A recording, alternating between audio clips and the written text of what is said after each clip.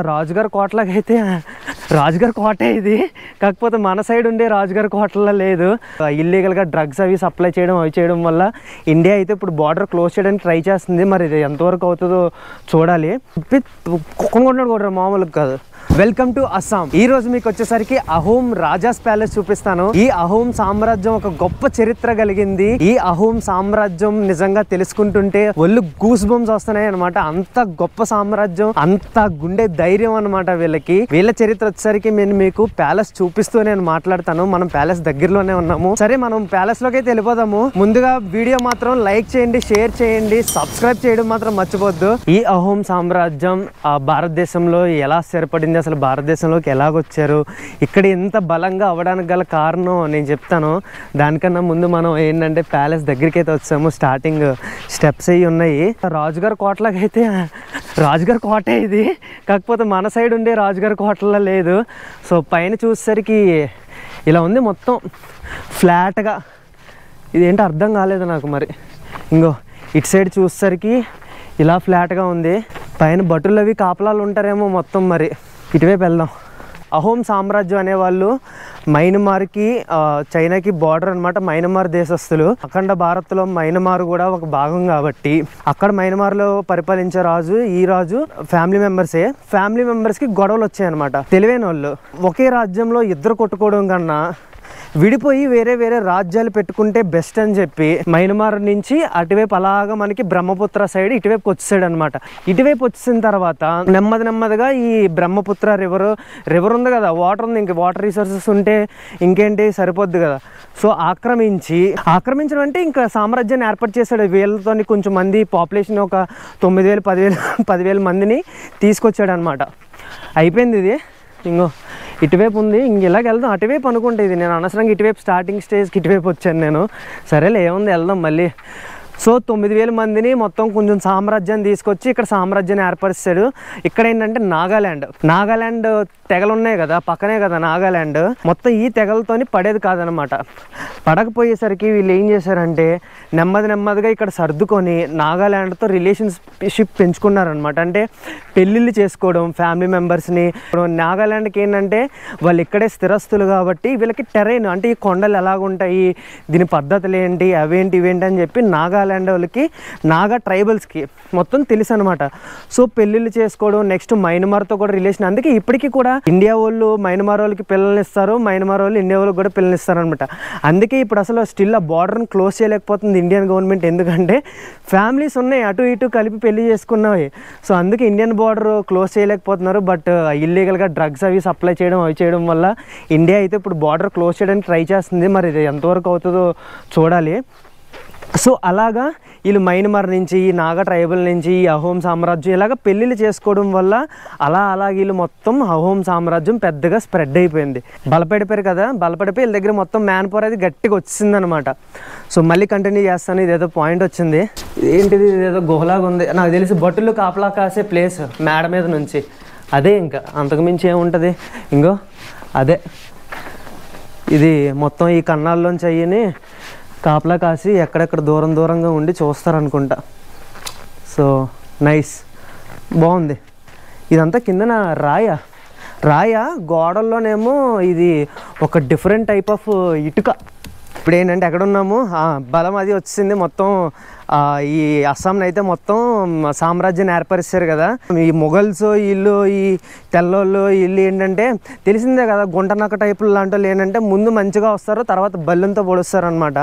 అలాగే ఏం చేశారంటే గుంటనక్కాసలు వేసి అప్పటికి వీళ్ళకి మనకి అహోమ్ సామ్రాజ్యానికి తెలిసిపోయింది వీళ్ళు మొత్తం భారతదేశాన్ని ఆక్రమించారు, వీళ్ళు ఇలా ఈ టాక్టిక్స్ ఉపయోగిస్తున్నారు, బిజినెస్ అని వస్తారు, తర్వాత నమ్మక ద్రోహంతో బల్లెం పోటు పొడుస్తారని చెప్పి వీళ్ళకి తెలిసి ఏం చేశారంటే, దానికి ముందు మొఘల్స్ ఏం చేశారంటే అగర్వుడ్ పండిద్దాం ఇక్కడ అని చెప్పి మీడియేటర్ని పంపించారు, బ్రోకర్ని పంపిస్తే అగర్వుడ్ ఇక్కడ పండిద్దాము, బాగా పండుతుంది అది అని చెప్పి నాటకాలు చేశారు.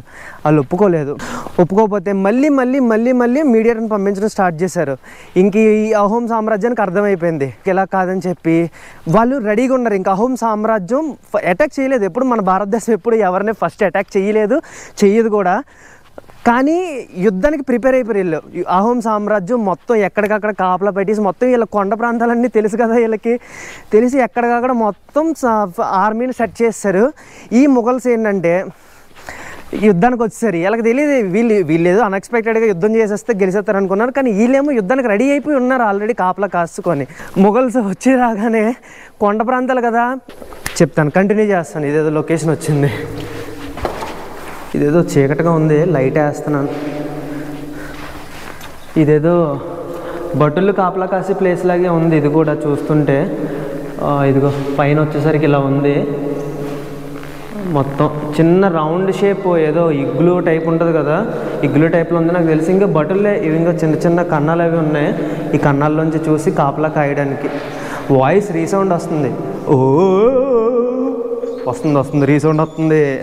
అవుటర్ సైడ్ అలాగుంది ఏంటో మరి, అది కాపలా కాసేదే బటుల కోసమే అనుకుంటా. మీటింగ్ హాల్ అనుకుంటా, చిన్నగా ఉంది. ఇదిగో మీటింగ్ హాల్ అనుకుంటున్నాను. ఇక్కడ ఏం బోర్డ్స్ అవి ఏం మెన్షన్ చేయలేదు అసలు, గైడు లేడు, ఏం లేడు, ఏం బోర్డులు కూడా ఏం మెన్షన్ చేసలేదు ఈ ప్యాలెస్ దేనికి, ఆ ప్యాలెస్ దేనికి ఏంటి అనేది. సో అది ఇటువైపు వెళ్దాం, ఇటువైపు ఏమైనా ఉన్నాయేమో. సో స్టోరీ ఎక్కడ ఉన్నాము, ఫస్ట్ టైం అటాక్ చేశారు కదా, ఫస్ట్ టైం అటాక్ చేసి అన్ఎక్స్పెక్టెడ్లీ అటాక్ చేస్తే గెలుద్దాం అనుకున్నారు. బట్ వీళ్ళు ఏంటంటే అహోం సామ్రాజ్యం యుద్ధానికి రెడీ అయిపోవడం వల్ల తిప్పి కుక్కను కొట్టారు, మామూలుగా కాదు, కొట్టి తరిమేశారు. 16వ శతాబ్దంలోనే 17 సార్లు వస్తే 17 సార్లు కూడా వీళ్ళు తరిమి అలాగే కొట్టారనమాట. అహోం సామ్రాజ్యాన్ని అయితే మాత్రం ఆక్రమించలేకపోయారు. మనమేమి చేతకనులం అయితే కాదు, గుండె ధైర్యం మనకి చాలా ఎక్కువే, యుద్ధ నీతి మనకి ఎక్కువే, అన్నీ ఎక్కువే. కాకపోతే మనం దొంగ దెబ్బ తీయబడ్డాం కాబట్టి మనము అందరి చేతిలోనే ఓడిపోయాము. లేకపోతే ప్రపంచంలోనే అతి రిచెస్ట్ కంట్రీ భారతదేశం ఊరికే అవ్వలేదు. ఏమీ లేని వాళ్ళే దగ్గరే అంత ఉంటే అంతా ఉండి ఎండింగ్ అయిపోయింది. ఇదేదో ఈ బిల్డింగ్ ఏదో ఉంది చిన్నది, నాకు తెలిసి రాజు అది అక్కడే ఉండేవాడేమో, చూద్దాం. సో అదనమాట, ఏమీ లేని వాళ్ళే మన దగ్గరికి వచ్చి మనల్ని ఓడించే సత్తా ఉండుంటే, అన్ని వనరులు పెట్టుకొని అంత ధనం పెట్టుకొని ఉంటే మనం ఎంత ధైర్యంగా ఎంత దృఢంగా ఉండుంటామో ఆలోచించండి. ఇది అహోం సామ్రాజ్యం అయితే నిరూపించారనమాట. మనల్ని కొట్టాలంటే దొంగ దెబ్బ తీసి కొట్టాలి తప్పించి కానీ డైరెక్ట్గా ఫేస్ టు ఫేస్ వచ్చి ఎదిరించే దమ్ము ధైర్యం ఎవరికి లేదని అయితే నిరూపించారు. సో మిగతా రాజులు ఏంటంటే తెలిసిందే కదా, దొంగ దెబ్బ తీయబడ్డారనమాట. గుండె సత్తా లేనోడు మాత్రమే కోల్డ్ వార్ చేస్తాడు, మనసులో అంటే ఎలా వీడిని దొంగ దెబ్బ తీయాలని ఆలోచించి ఈ రకంగా ఆలోచిస్తాడు. మనం ఏంటంటే మనకి గుండె ధైర్యం ఎక్కువ. మన రాజుల్లో కూడా దండయాత్రలు చేసుకునే వాళ్ళు, బిజినెస్లు చేసుకునే వాళ్ళు, ఒకవేళ కానీ ఆ బిజినెస్లో ఏమైనా తేడా వచ్చి ఇద్దరు రాజులకి పడకపోతే కనుక గుండె ధైర్యంతో ఫేస్ మీద మొహం మీద చెప్పి నాకు నీతో పడట్లేదు, రాజీకి రా, లేకపోతే నేను యుద్ధం చేస్తానని చెప్పి ప్రకటించి యుద్ధం చేసుకునేవారు. అది గుండె ధైర్యం, మన గుండె ధైర్యం. యుద్ధ ధర్మం పాటించే వాళ్ళం. వీళ్ళకి అవే ఉండవు, రాత్రులు వచ్చి యుద్ధాలు చేయడాలు, లేకపోతే ఫ్రెండ్షిప్ అని చెప్పి రాజ్యంలో ఉండే సీక్రెట్స్ అన్నీ దొంగలించేసి దానికి తగ్గట్టు ప్లాన్లు వేసుకొని యుద్ధ ధర్మం అనేది ఉండదన్నమాట. సో అందుకే ఎప్పుడు హిస్టరీ మనకి ఎప్పుడు గర్వంగా చెప్పుకోగలుగుతాం మన హిస్టరీ, కానీ అందరూ అలా గర్వంగా చెప్పుకోలేరు.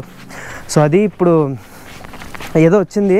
ఇందాక మనం పైనుంచి చూసాం కదా, ఏదో చిన్న బిల్డింగ్ లాగా, చిన్న కోటలాగా.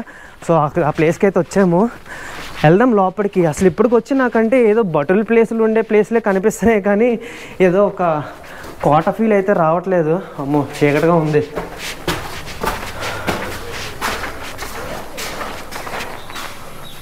ఓకే, ఇది కూడా అలాగే ఉంది మేబీ. ఓకే, ఇదేదో గదిలాగా ఉంది, లైట్ వేద్దాం ఆగు. సో లైట్ ఇంకో ఇలా ఉంది, ఇదేదో గదిలాగా ఉంది. ఇది ప్యాలెస్ ఏంటంటే ఓపెన్గా ఉన్నట్టేం లేదు, బాగా క్లోజ్డ్గా ఉందన్నమాట.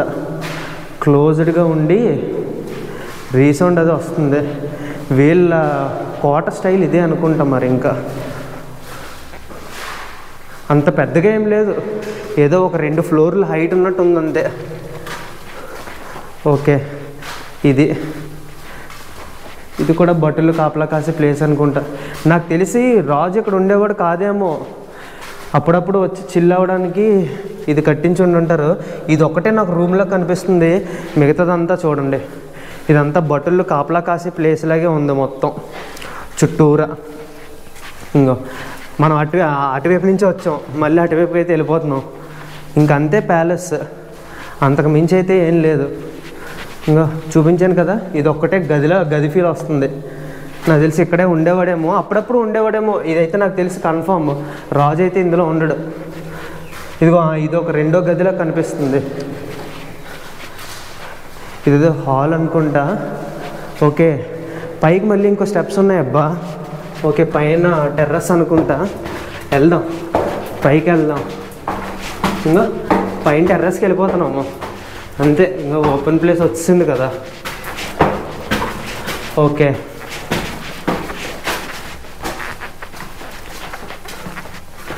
ఓకే, ఇదే టెర్రస్.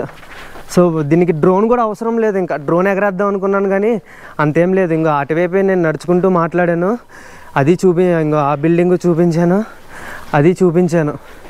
సో ఇది అంతే, కోట. నైస్. ఇంకా పైన ఏదో రూమ్ ఉంది, పైన ఇది ఒక రూము. ఈ రూమ్లో కూడా ఏంటో తెలియట్లేదు అసలు. ఇది ఓపెన్గా ఉన్నది, ఎంత ఓపెన్గా. పైన వ్యూ పాయింట్ చూడడానికి ఏమో రాజు అలా మన సామ్రాజ్యం ఎలాగుందని చెప్పి అలా బయటకు లుక్ వేస్తుంటాడు అనమాట. సో మీకు అది కూడా చూపించాను స్టార్టింగ్లోని. సో ఇదే అంతే. ఇటువైపు ఒక కోనేరు ఉంది, నీట్గా ఇందులోనే స్నానం చేసేవాడేమో రాజు. అప్పుడు కోనేరులోనే కదా స్నానం చేసేవాళ్ళు. నైస్. అంతే, ఇదే కోట. ఇంకంతే, డ్రోన్ కూడా పెద్ద ఏం అవసరం లేదులే. ఇంకో ఏ మెట్ల దగ్గర నుంచి అయితే పైకి వచ్చామో మళ్ళీ ఆ మెట్ల దగ్గరికి వచ్చాము, అయిపోయి. నైస్. అది అహోమ్ రాజాస్ ప్యాలెస్ అయిపోయింది. స్టార్టింగ్ ఏదైతే మెట్లు ఎక్కామో ఆ మెట్లు దిగేస్తున్నామో. సో వీడియో నచ్చినట్టయితే కనుక లైక్ చేయండి, షేర్ చేయండి, సబ్స్క్రైబ్ చేయడం మాత్రం మర్చిపోవద్దు. సో సబ్స్క్రైబ్ చేసి సపోర్ట్ చేయండి. ఉంటానైతే మరి. బాయ్ బాయ్, జై హింద్.